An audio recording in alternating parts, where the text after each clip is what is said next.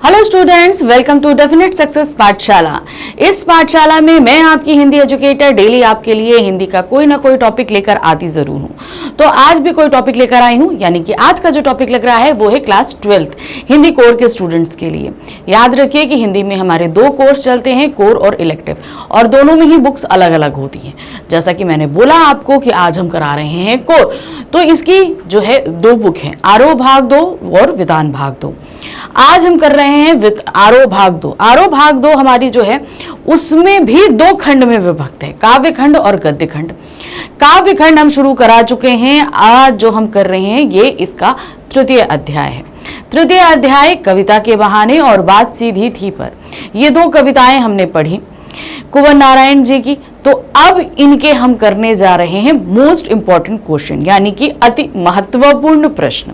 शुरू करते हैं। ये प्रश्न आपके एनसीईआरटी बुक से अलग हैं, ध्यान रखिएगा। एनसीईआरटी बुक के क्वेश्चंस तो हम लोग कर चुके हैं, ये उससे बिल्कुल भी अलग है, लेकिन इसी चैप्टर से संबंधित हैं, जो आपसे निकाले गए हैं पिछले कुछ एक्सपेक्टेड ईयर्स में, जो पूछे गए, मतलब पिछले कुछ सालों में पूछे गए हैं और एक्सपेक्टेड है कि आगे आपसे पूछे जा सकते हैं।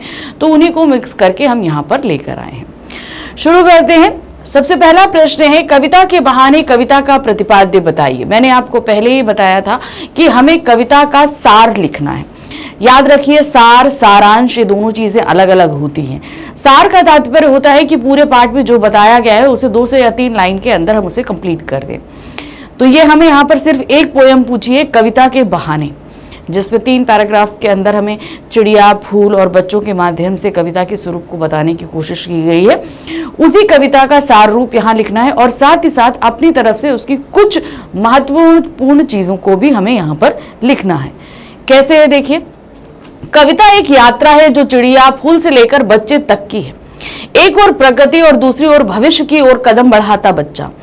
कवि कहता है कि चिड़िया की उड़ान की सीमा है, फूल के खिलने की अपनी परिणति निश्चित है, यानी कि वो मुरझाकर खत्म हो जाएगा, लेकिन बच्चे के सपने असीम होते हैं। बात सही है, बच्चे जो सपना देखते हैं वो एकदम पार होते हैं, उनके आगे हम कुछ सोच नहीं सकते। बच्चों के खेल में किसी प्रकार की सीमा का कोई स्थान नहीं होता।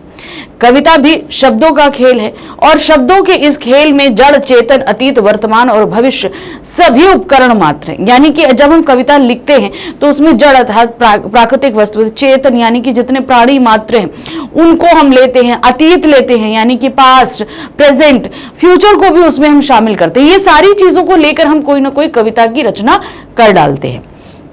इसीलिए जहां कहीं रचनात्मक ऊर्जा होगी वहां सीमाओं के बंधन खुद ब खुद टूट जाएंगे। वह सीमा चाहे घर की हो, भाषा की हो या समय की ही क्यों ना हो।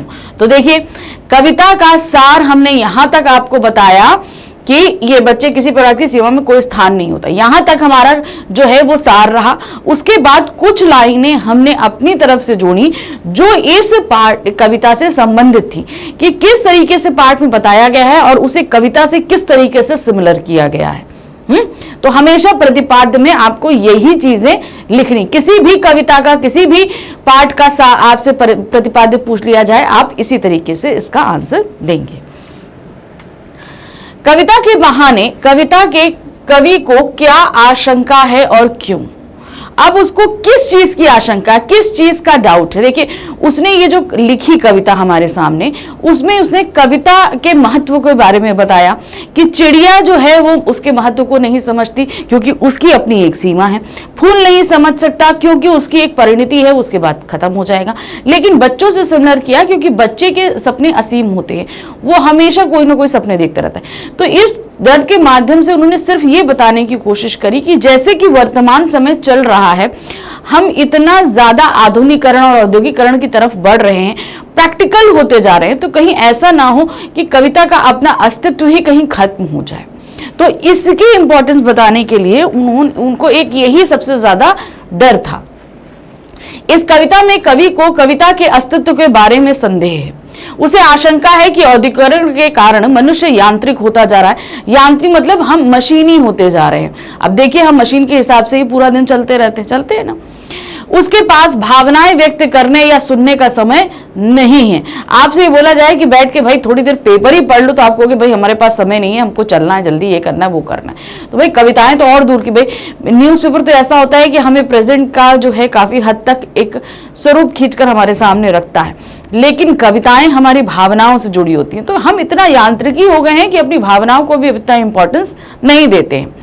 प्रगति की अंधी दौड़ में मानव की कोमल भावनाएं समाप्त होती जा रही हैं, अतः कवि को कविता का अस्तित्व खतरे में दिखाई दे रहा है। उसको सिर्फ इसी चीज की आशंका है कि हम जितना जो है आधुनिक हो रहे हैं, प्रैक्टिकल यानी कि यांत्रिक होते जा रहे हैं, तो हम शायद कविताओं में इतना अपना इंटरेस्ट ना रखें, और ऐसा अगर होगा तो आगे चल के कविता का अस्तित्व भी समाप्त हो सकता है।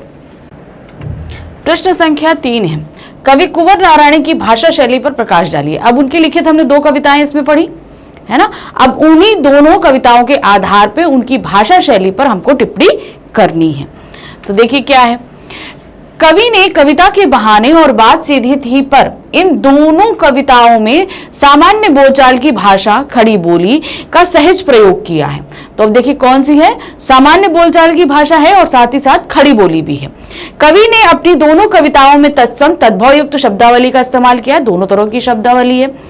कवि ने प्रासाद गुण का सहज स्वाभाविक प्रयोग किया है, इसी कारण उनकी भाषा सरल, सहज एवं भावानुकूल बन गई पड़ी है। मतलब देखिए जो चीज है आसानी से हमको समझ में आ रही है, इतने कोई मुश्किल वर्डिंग नहीं है जो हम इसको समझ ना पाए।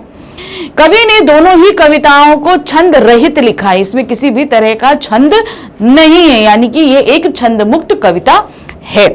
प्रतीकात्मकता एवं व्यंजनात्मकता सर्वत्र विद्यमान है। हर कोई बहुत सारी चीजों को प्रतीक, जैसे कविता के बहाने हैं तो उसमें उन्होंने कविता के लिए प्रतीक चिड़िया को भी लिया, फूल को लिया, बच्चों को लिया। बात सीधी थी पर में व्यंजनात्मकता भरी पड़ी हुई है। कवि ने दोनों ही कविताओं को उपदेशात्मक शैली में लिखा है। उपदेशात्मक शैली का तात्पर्य होता है जहां वो हमें उपदेश देते हुए किसी बात को समझाने की कोशिश कर रहे हैं। क्योंकि क्या होता है ना, हम अगर सिंपल तौर पर समझाते हैं तो लोग शायद इतना नहीं समझ पाते, लेकिन वही चीज जब हम प्रेशर देकर उपदेश से या प्रवचन तौर पर बताई जाती है तो वो चीजें लोगों को ज्यादा प्रभावशाली रखती हैं और वो उसके साथ अटैच भी हो पाते हैं। तो ये इनकी भाषा शैली रही। कविता के बहाने के आधार पर कविता के असीमित अस्तित्व को स्पष्ट कीजिए। अब उसका जो असीमित अस्तित्व है, बात सही है, उसका अस्तित्व असीमित ही है ना। अब एक तो पहली चीज तो ये है, जो चिड़िया से सिमिलर किया, अगर हम उससे जाएं तो वो कल्पनाओं के पंख लगाकर उड़ती है और उसका उड़ान असीमित है, कहीं पे भी पहुंच सकती है, कहीं पे भी जा सकती है। जहां कोई नहीं पहुंच सकता वहां वो कविता पहुंच सकती है। दूसरा, वो कालजयी होने के कारण असीमित है, उसको किसी समय के बंधन में बांधा नहीं जा सकता। ये हम बोले कि इस बंधन में बंध जाए, ऐसा नहीं होता, उसे हम समय के बंधन में बांध नहीं सकते हैं। कविता के बहाने में कविता का असीमित अस्तित्व प्रकट करने के लिए कवि ने चिड़िया की उड़ान का उदाहरण दिया। वह कहता है कि चिड़िया की उड़ान सीमित होती है किंतु कविता की कल्पना का दायरा असीमित होता है। जैसा कि मैंने बताया, चिड़िया आपकी अपनी एक लिमिटेशन है, वो वहीं तक उड़ सकती है, लेकिन कल्पना वो तो कहीं पे भी उड़ सकती है। चिड़िया घर के अंदर, बाहर या एक घर से दूसरे घर तक उड़ती है, परंतु कविता की उड़ान व्यापक होती है। कवि के भावों की कोई सीमा नहीं है। कविता घर घर की कहानी कहती है, वह पंख लगाकर हर जगह उड़ सकती है, उसकी उड़ान चिड़िया की उड़ान से कहीं आगे है। तो देखिए, इससे उसकी असीमितता का हमें पता चल गया।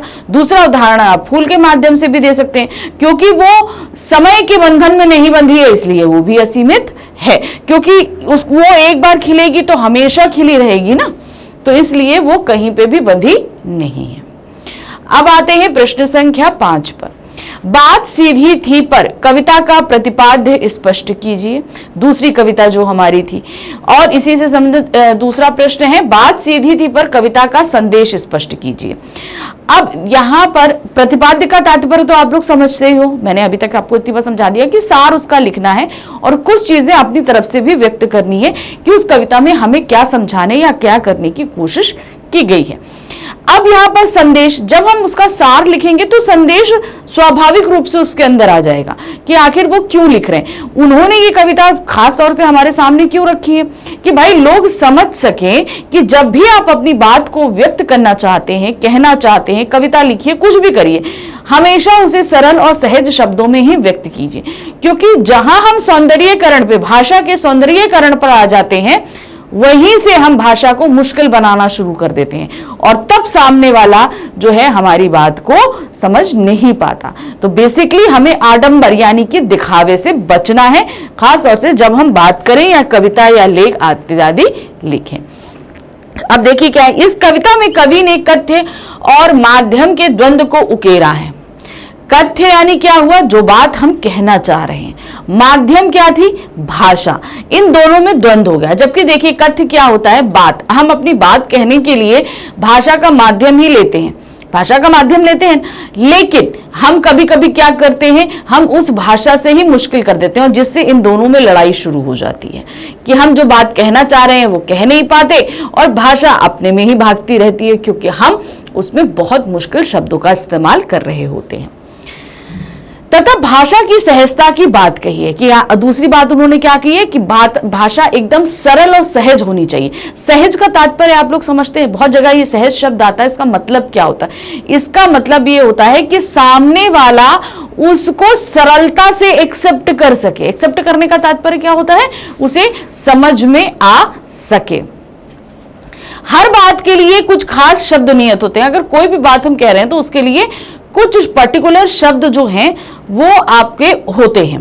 ठीक वैसे ही जैसे हर पेज के लिए एक निश्चित खांचा होता है। अब जैसे आपको इसमें उदाहरण क्या दिया था, जैसे पेज होता है उसके लिए एक पर्टिकुलर खांचा होता है। उसी तरीके से हर बात के कहने के लिए कुछ शब्द होते हैं। भूख लगी है तो उसके लिए तो नहीं थोड़ा करेंगे मम्मी हम नाचने जा रहे हैं, ये तो हम नहीं बोलेंगे। भूख लगी है तो हम ये क्या बोलेंगे, भूखी लगी है, हम यही तो बोलेंगे ना। हम ये नहीं बोलेंगे मम्मी गाना गा रहे हैं, ये भी नहीं बोलेंगे। ठीक वैसे ही हर पेज के लिए निश्चित खांचा होता है। अब तक हम जिन शब्दों को एक दूसरे के पर्याय के रूप में जानते रहे हैं, उन सब के भी अपने विशेष अर्थ होते हैं। अब जैसे यहां पर हमने बताया जो चीजें होती है उसके लिए पर्टिकुलर कुछ शब्द डिसाइडेड है। जैसे भूख लगना है तो उसके लिए हम क्या बोल सकते हैं, पेट में चूहे कूद रहे हैं, तो सामने वाले को ये समझ में आता है कि उसको भूख लगी है। वही चीज उन्होंने बोला कि कभी कभी विशेष अर्थ वाले शब्दों का भी इस्तेमाल किया जाता है। अच्छी बात या अच्छी कविता का बनना सही बात का सही शब्द से जुड़ना होता है, और जब ऐसा होता है तो किसी दबाव या मेहनत की जरूरत नहीं होती, वह सहूलियत के साथ हो जाता है। तो कहने का तात्पर्य इसमें सीधे सीधे उन्होंने ये बोला कि जब भी आप अपनी बात को बोल रहे हो तो उसके लिए कुछ नियत शब्द हैं, यानी कि कुछ डिसाइडेड शब्द हैं या कुछ विशेष अर्थ प्रदान करने वाले शब्द हैं, जैसे मैंने मुहावरे हैं, लोकोक्तियां हैं, इन सब। तो आप हमेशा ऐसे शब्दों का चयन कीजिए कि जिससे आप सही तरीके से अपनी बात को सामने बैठे व्यक्ति या आप जब लेखन कार्य कर रहे हो तब अच्छे से कह सके। क्योंकि हम अगर अपनी बात को व्यक्त करने के लिए मुश्किल शब्दों का सहारा लेंगे तो सामने वाली हमारी बात को समझ नहीं पाएगा। प्रश्न संख्या 6 है, कवि के अनुसार कोई बात पेचीदा कैसे हो जाती है जब उसमें हम आडंबर युक्त शब्दों का इस्तेमाल करने लगते हैं प्रशंसा के लिए, तभी वो आडंबर जो है वो पेचीदा होती चली जाती है। कवि कहता है कि जब अपनी बात को सहज रूप से ना कहकर तोड़ मरोड़ कर या घुमा फिरा कर कहने का प्रयास किया जाता है तो बात उलझती चली जाती है। ऐसी बातों के अर्थ श्रोता या पाठक समझ नहीं पाता है। वह मनोरंजन तो पा सकता है परंतु कवि के भावों को समझने में असमर्थ होता है। इस तरीके से बात पेचीदा हो जाती है। अब इसको एक हम बहुत अच्छे तरीके से समझाते हैं। आप कोई भी ऐसी भाषा का सॉन्ग लीजिए जो भाषा आपको समझ में नहीं आती। आप कोरियन ले सकते हो, जापानीज ले सकते हो, कोई भी एक भाषा ले लीजिए। हम कह रहे हैं हमारे यहाँ भारत में ही बहुत सारी भाषाएं हैं। अब उस भाषा के संगीत को सुनिए, ठीक है, हमने बोला ना कोई भी सॉन्ग ले लीजिए, उसको सुनिए, आप उसमें एंजॉय करोगे, लेकिन जो बात उसमें कही जा रही है वो आप समझ नहीं पाओगे। सिंपल सी चीज है ना। बहुत सारे लोग हैं ऐसे जो इंग्लिश बीट्स पर जो है रिदम पर वो डांस करते हैं, लेकिन उस सॉन्ग में क्या कहा जा रहा है उनको नहीं समझ में आता। तो बेसिकली क्या है, आप इंजॉय तो कर रहे हो, लेकिन उस सॉन्ग के जरिए आपसे जो बात कही जा रही है वो आपके पल्ले नहीं पड़ रही, बिल्कुल आपको समझ नहीं आ रही। तो वही बात यहां पर कही गई है। पेचीदा कैसे हो जाती है कि जब हम अपनी सहज रूप से ना कहकर तोड़ मरोड़ कर घुमा के कहते हैं। अब मान लीजिए मैं हिंदी भाषी, आप हिंदी भाषी, ठीक है, अब मैं वही बात को इतना घुमा फिराकर तोड़ मरोड़ कर बात को प्रस्तुत करूं कि आपको समझ नहीं आए कि मैम आखिर इस क्वेश्चन के आंसर में हमें समझाना क्या चाह रही है, तो क्या होगा? हम जो बोल रहे हैं वो आपको अच्छा लगेगा, आप इंजॉय करोगे, सुनने में अच्छा लगेगा, लेकिन अगर आप ठीक से उस क्वेश्चन के साथ उस आंसर को बैठाओगे जो मैं कह रही हूं, वो आपको बिल्कुल समझ में नहीं आने वाला। बेसिकली क्या कहा जा रहा है यहां पर, जो चीजें आप जैसे कहना चाहते हैं उसे सहज रूप से ही व्यक्त करिए, उसको ज्यादा दिखावा करने की जरूरत नहीं है, क्योंकि हमने अगर दिखावा किया तो ये तय है कि आपको समझ नहीं आने वाला।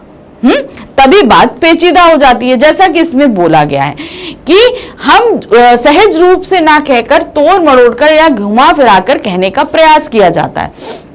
अब तोड़ मरोड़ के घुमा फिराकर मतलब हम उसको ज्यादा आकर्षक बनाने के लिए उसमें बहुत ही मुश्किल शब्दावली को, मुहावरों को, अलंकारों को यूज करते चले जाते हैं। ठीक है, बात उलझती चली जाती है। ऐसी बातों के अर्थ श्रोता या पाठक समझ नहीं पाता। वह मनोरंजन तो पा सकता है परंतु कवि के भावों को समझने में असमर्थ होता है। इस तरीके से बात पेचीदा हो जाती है। क्लियर हो गया? आगे बढ़ते हैं। प्रश्न संख्या 7 है, प्रशंसा का व्यक्ति पर क्या प्रभाव पड़ता है? बात सीधी थी पर कविता के आधार पर बताइए। हमारे जो कवि हैं उनकी बात जो है वो सीधी बात थी, लेकिन वो उलझती चली गई सिर्फ एक चक्कर में, वो थी प्रशंसा पाने की जो चाहत होती है। क्योंकि जब हमारे कवि ने बात कहनी शुरू करी, वो अपने मत को रखना चाहते थे, सिंपल तौर से रखना शुरू तो किया, लेकिन जैसे जैसे तालियां बढ़ रही थी वो अपनी बात में जो है अपने ज्ञान को भरने लगे, दिखावा करने लगे। कहने का तात्पर्य है बहुत मुश्किल क्लिष्ट शब्दावली इस्तेमाल करने लगे, अलंकारिक शब्दों का इस्तेमाल करने लगे, मुहावरे लोकोक्तियों का इस्तेमाल करने लगे, जिससे क्या हुआ, बात जो है वो उलझती जा रही थी। तो ये सब किस लिए हुआ? क्योंकि हमारे कवि को सामने बैठे जितने भी श्रोतागण हैं वो वाह वाह वाह वाह वाह वाह करके तालियां बजा रहे थे, और वो जो उनको प्रशंसा मिल रही थी उसी के चक्कर में सारी बात उलझती चली गई। प्रशंसा से व्यक्ति स्वयं को सही व उच्च कोटि का मानने लगता है। हम मानने लगते नहीं, हम बहुत ज्यादा जो है वो अच्छा पढ़ाते हैं। जैसे हमारी अगर बहुत ज्यादा प्रशंसा करें तो लोग हम ये मानने लगेंगे नहीं, हम बहुत अच्छा पढ़ाते हैं। लेकिन एक मनुष्य की लाइफ में वो अपनी होल लाइफ सीखता रहता है। आप ये सोचो कि मैं आपको हिंदी पढ़ाती हूँ तो मुझे हिंदी का बहुत ज्ञान है, बिल्कुल ऐसा नहीं है। मैं अभी भी लर्निंग प्रोसेस में ही हूँ, क्योंकि अभी भी मुझे कोई चीज अगर ऐसी मिलती है तो मैं सीखने से पीछे नहीं हटती हूँ। तो ये प्रोसीजर हम लोग के मरने दम तक चलता रहता है। कोई भी एक संपूर्ण ज्ञान प्राप्त नहीं कर सकता है, इस चीज को हमेशा ध्यान रखिए। आप ये सोचिए कि आप अगर क्लास 10th में हो या 12th में हो, आपने अपने सब्जेक्ट का सब कुछ पढ़ लिया है तो ये आपकी गलतफहमी है, क्योंकि बहुत ज्ञान ऐसा होता है जो हम नहीं जानते हैं। अभी भी ऐसी बहुत सारी चीजें हैं जो मैं नहीं जानती हूं। अगर आप बोलो तो मैं अभी शायद 10% भी नहीं जानती हूं। ठीक है, तो अभी क्या है, मैं हर चीज को सीखने समझने की अभी भी कोशिश करती रहती हूँ। तो वही चीज उन्होंने बोला कि जब आपकी प्रशंसा होती है तो आप ये समझने लगते हो कि आपका ज्ञान बहुत ज्यादा है, आप बहुत उच्च कोटि के हो, और यही क्या है, अहंकार का रूप लेता है। किसका रूप लेता है? अहंकार का। वह गलत सही का निर्णय नहीं कर पाता। और वही जब अहंकार आ गया तो क्या गलत है क्या सही है इसका निर्णय हम नहीं कर पाते हैं। उसका विवेक कुंठित हो जाता है, यानी कि उसका सोच विचार जो है ना उस अहंकार के दायरे के अंदर बंद होकर रह जाता है। कविता में प्रशंसा मिलने के कारण कवि अपनी सहज बात को शब्दों के जाल में उलझा देता है, फलतः उसके भाव जनता तक नहीं पहुंच पाते। तो भाव का तात्पर्य यहाँ क्या हुआ, जिस बात को कहने के लिए वो खड़ा हुआ था वो बात तो कहीं और ही रह गई और हमारे कवि कहीं और निकलकर चले गए। ये सारा क्यों हो रहा था? प्रशंसा के पाने के चक्कर में। प्रश्न संख्या 8 है, कवि को पसीना आने का क्या कारण था? अब वो पसीना आ रहा था, उनको उसका क्या कारण बताया गया भाई? देखिए वो क्या है, वो उलझते चले जा रहे थे, इतना आडंबरपूर्ण दिखावा कर रहे थे और वो कोशिश कर रहे थे कि किसी तरीके से वो वापस आ जाए। इसकी कोशिश उन्हें बहुत करनी पड़ रही थी। एक तो बराबर बोलना पड़ रहा है और साथ में दिमाग भी चल रहा है कि किस तरीके से हम अपने मेन कथ्य पर वापस आ सके। कवि अपनी बात को प्रभावशाली भाषा में कहना चाहता था। इस चक्कर में वह अपने लक्ष्य से भटककर शब्दों के आडंबर में उलझ गया। भाषा के चक्कर में वह अपनी बात को निकालने की कोशिश करता है, परंतु वह नाकाम रहता है। बार बार कोशिश करने के कारण उसे पसीना आ जाता है। तो बेसिकली क्या था कि एक तो वो बराबर बोल रहा था और साथ ही साथ अपने कथ्य पर वापस आने की कोशिश कर रहा था। इसी कोशिश में वो इतना ज्यादा मशगूल हो गया और अब थोड़ा सा घबराहट भी अंदर से होने लगती है, तो उसको पसीना आने लगा था। प्रश्न संख्या 9 है, कवि ने कथ्य को महत्व दिया अथवा भाषा को? बात सीधी थी पर के आधार पर तर्क सम्मत उत्तर दीजिए। कवि खड़ा तो हुआ था कथ्य कहने के लिए, लेकिन वो भाषा को महत्व देना शुरू कर चुका था, जिसके कारण उसकी बात उलझती हुई चली गई थी, है ना? यही होता है, उसकी बात उलझती हुई चली गई थी। बात सीधी थी पर कविता में कवि ने कथ्य को महत्व दिया। इसका कारण यह है कि सीधी और सरल बात को कहने के लिए जब कवि ने चमत्कारिक भाषा कहना चाहा तो भाषा के चक्कर में भावों की सुंदरता नष्ट हो गई। तो समझ में आया, वो कथ्य कहना चाह रहा था लेकिन भाषा के फेर में उलझता हुआ चला गया। भाषा के उलटफेर में पड़ने के कारण उसका कथ्य भी जटिल हो गया, यानी कि जो बात वो कहना चाह रहा था वो मुश्किल दर मुश्किल होती चली गई। तो बेसिकली क्या है, वो कहना तो कथ्य में शुरू हुआ था लेकिन वो भाषा के चक्कर में फंसता हुआ चला गया। बात सीधी थी पर कविता में भाषा के विषय में व्यंग करके कवि क्या सिद्ध करना चाहता है? उसने भाषा पर व्यंग किया है, ठीक है, तो वो करके वो सिद्ध क्या करना चाहते हैं? आखिर वो क्यों किसी भाषा पर इतना व्यंग कर रहे हैं? बात सीधी पर कविता में कवि ने भाषा के विषय में व्यंग करके यह सिद्ध करना चाहा है कि लोग किसी बात को कहने के क्रम में भाषा को सीधे सरल और सहज शब्दों में ना कहकर तोड़ मरोड़ कर उलट पलट कर शब्दों को घुमा फिरा कर कहते हैं, जिससे भाषा क्लिष्ट हो जाती है और बात बनने की बजाय बिगड़ती और उलझती चली जाती है। इससे हमारा कथ्य और भी जटिल हो जाता है क्योंकि बात सरल बनने की जगह पेचीदा बन जाती है। तो समझ में आया उन्होंने भाषा पर व्यंग्य क्यों किया? आजकल के आडंबरपूर्ण वातावरण के ऊपर उन्होंने सीधे से सीधे व्यंग्य कर दिया। आज हर एक व्यक्ति अपने आप को जो है विशिष्ट दिखाने की कोशिश करता है और विशिष्ट दिखाने के चक्कर में भाई आप अगर देखिए तो भाई बहुत अच्छी से अच्छी इंग्लिश बोलेगा और इंग्लिश में भी ऐसे मुश्किल से मुश्किल शब्द निकाल के लेके आएगा कि सामने वाला व्यक्ति जो है उलझ कर रह जाए। अब देखिए हमारे सामने अगर कोई व्यक्ति इंग्लिश बोलता है तो ऐसा तो नहीं है कि हम इंग्लिश समझ नहीं सकते या हम बोल नहीं सकते, दोनों काम हम कर सकते हैं। लेकिन अगर सामने वाला अपनी बात को कहने के लिए बहुत ही ज्यादा मुश्किल शब्दावली का इस्तेमाल करेगा तो उन शब्दों का अर्थ हम समझ नहीं पाएंगे, नहीं समझ पाएंगे।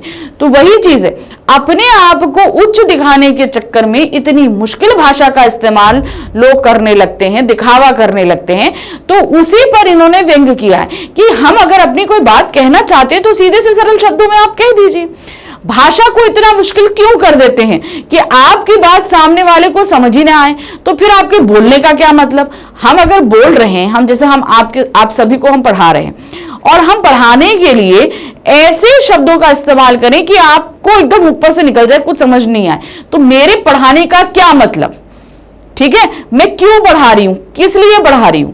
मेरे पढ़ाने का तो मेन मोटिव ये है ना कि आपको ये सारी चीजें अच्छे से समझ में आए। लेकिन अगर हम उन्हीं में मुश्किल शब्दों से समझाएंगे, आपको समझ में कुछ नहीं आना, तो मेरे पढ़ाने का कोई मतलब नहीं है। तो वही चीज उन्होंने बोली है कि इसलिए उन्होंने भाषा पे व्यंग्य किया है कि आजकल लोग इस चीज को नहीं समझते, वो सिर्फ अपने आप को उच्च दिखाने के चक्कर में ऐसी शब्दावली इस्तेमाल करते हैं जिससे सामने बैठा हुआ व्यक्ति उनकी बात के भाव को नहीं समझ पाता और भाषा तो पेचीदा हो ही जाती है। प्रश्न संख्या 11 है, बात की चूड़ी मरने से क्या तात्पर्य है? बात की चूड़ी मरने का क्या तात्पर्य? बात अपने महत्व को खो चुकी है, क्योंकि वो भाषा के चक्कर में पड़ गए और बात अपने महत्व को खो चुकी है, अर्थात उसकी चूड़ी मर गई है। बात की चूड़ी मरने का अर्थ है बात को बेवजह घुमाने से, आडंबरपूर्ण शब्दों के प्रयोग से उसका प्रभाव नष्ट हो गया। मतलब जो अब जैसे मैं ये बोलूं आपसे कि नहीं एग्जाम आने वाले हैं, आपको अब ये सारे चैप्टर्स हर हाल में खत्म करने हैं, क्योंकि ये जैसे ही चैप्टर खत्म होंगे मैं तुरंत आपके रिवीजन स्टार्ट कर दूंगी। मैंने सिंपल तरीके से आपको ये बात समझा दी। अब मैंने जो कहना था वो तो मैंने कह दिया, लेकिन अब मैं इसको ऐसे बोलूं, हम आपको अभी देखिए ये पार्ट पढ़ा रहे हैं, ये पार्ट बहुत इंपॉर्टेंट है, आपको पढ़ने हैं, एग्जाम आएगा तो हमें फिर बहुत सारी चीजें करनी पड़ेंगी। अगर हम वो चीजें नहीं करेंगे तो आगे जाके एग्जाम में फर्क आएगा, एग्जाम में फर्क आएगा तो आपके चल के आगे भविष्य बिगड़ सकता है। हम इतना घुमाए क्यों? हम सीधे इम्पैक्ट बोले ना कि भाई हमको अभी चैप्टर खत्म करने हैं, फिर रिवीजन करना है, फिर फटाफट एग्जाम में अच्छे मार्क्स लेकर आने। हम उस चीज को बात को जलेबी की तरह हम क्यों घुमा रहे हैं?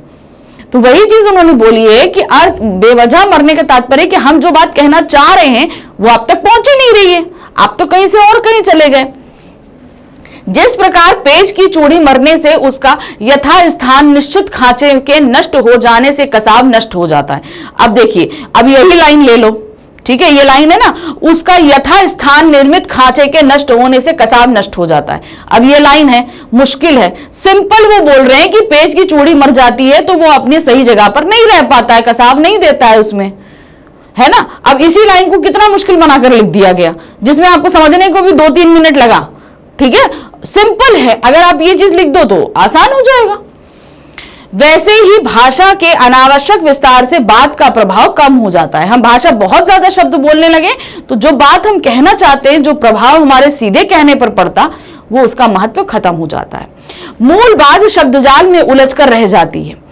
फिर बात कील की तरह ठोक भले दी जाए, उसका वैसा प्रभाव नहीं रह जाता, वह श्रोता या पाठक के हृदय तक नहीं पहुंच पाती। अतः बात को सरल भाषा और कम से कम शब्दों में सटीक ढंग से कहा जाना चाहिए, तभी वह प्रभावशाली रहती है। तो कहने का तात्पर्य क्या है? कम शब्दों का इस्तेमाल करिए, ऐसे शब्द लीजिए जो दूसरों पर प्रभाव डाले और सामने वाला व्यक्ति तुरंत का तुरंत आपकी बात मानने के लिए मजबूर हो जाए। प्रश्न संख्या 12 है, बात सीधी थी पर कविता के अंत में कवि ने बच्चे का जिक्र क्यों किया है, स्पष्ट कीजिए। अब बात सीधी जो कविता है उसमें अंत में उन्होंने वैसे तो दोनों कविताओं में अंत में उन्होंने बच्चे का जो है बारे में बात करी है, लेकिन इस कविता में यानी कि बात सीधी थी पर में कि बात उनसे बच्चे की तरह खेलने लगी। ये बात हुई थी ना, बात उनसे बच्चे की तरह खेलने लगी, ये बात कही थी। तो आखिर उन्होंने क्यों बच्चे का जिक्र किया? तो देखिए क्या है, कविता के अंत में कवि ने सार तत्व प्रस्तुत करते हुए बात को शरारती बच्चे के समान बताया। बात ने कवि को परेशान स्थिति में पसीना पोंछते देखकर पूछा, क्या तुमने भाषा को सहूलियत से बरतना नहीं सीखा? इसका तात्पर्य यह है कि जब सीधी सरल भाषा में बात को सुविधाजनक ढंग से प्रस्तुत किया जा सकता है तो अनावश्यक आडंबरपूर्ण बोझिल भाषा के घुमाव के कारण परेशानी झेलने से क्या लाभ? तो यहां पर क्या होता है, आपने शरारती बच्चे कभी आपने देखे हो, आपके पास आप कुछ भी हो तो देखिए शरारती बच्चा क्या है ना, बहुत मुफट होता है, चीजों को फटाफट कह देता है, वो रुकता नहीं है। ठीक है, आप अगर चुपचाप बैठे हो और वो बच्चा आ जाए तो बोले आप यहाँ बैठे क्यों, चलो मेरे साथ खेलो, तो बोलेंगे हमें खेलना नहीं, हम बड़े हो गए। तो बड़े हो गए तो क्या खेला नहीं जाता है? उसके सवाल आप देखना, उसी तरीके से उस शरारती बच्चे की जो बातें थी वो हमारे कवि के ऊपर भी तंज कर रही थी। जैसे उसने बोला, क्या तुमने सहूलियत से भाषा को बरतना नहीं सीखा? क्या तुमने सही तरीके से भाषा का इस्तेमाल नहीं सीखा? भाई तुम कवि बन गए लेकिन भाषा को तुमने सही से इस्तेमाल करना नहीं सीखा। तो ये वही बात की सहजता से प्रस्तुत किया जाना चाहिए। तो इस संदेश को सामने लाने के लिए कवि ने बच्चे का जिक्र किया कि बात को हमेशा सही और सहज ढंग से, जैसे शरारती बच्चा है सीधे सीधे अपनी बात कह देता है, घुमाता फिराता नहीं है, तो उसी तरीके से उन्होंने बच्चे का जिक्र करके कहना चाहा है कि आपको भी अपनी बात जो है सीधे सरल सहज ढंग से कह देनी चाहिए, उसको बहुत ज्यादा उलझाने की कोशिश नहीं करनी चाहिए। तो यहां पर समाप्त किया हमने अपने इस चैप्टर के मोस्ट इंपॉर्टेंट क्वेश्चन। तो देखिए चैप्टर के हमने सारे ही पैटर्न आपको क्लियर करा दिए हैं। वन शॉट रिवीजन है आपका, फिर उसके बाद एनसीईआरटी सॉल्यूशन हमने कराया, फिर उसके बाद मल्टीपल चॉइस क्वेश्चन और फिर मोस्ट इंपॉर्टेंट क्वेश्चंस। लेकिन अभी इन जितने भी चैप्टर्स मैं आपको करा रही हूं इन सभी के PYQ यानी कि प्रीवियस ईयर क्वेश्चंस भी मैं आपको कराऊंगी, लेकिन वो जब हमारे ये चैप्टर्स खत्म हो जाएंगे उनके बाद में ये कराऊंगी। ठीक है, जब हमारी तीनों बुक्स खत्म हो जाएंगी उनके बाद में आपको कराऊंगी। इसका मेन कारण ये है कि तब तक आपके एग्जाम नजदीक आ जाएंगे और उन क्वेश्चंस के जरिए आपका एक क्विक रिवीजन भी होता रहेगा। ठीक है ना, तो अब इसके बाद मैं लेकर आऊंगी, इसके बाद नेक्स्ट चैप्टर है कैमरे में बंद अपाहिज। तो मिलते हैं उसके वन शॉट के बाद। Thank you for watching, bye bye.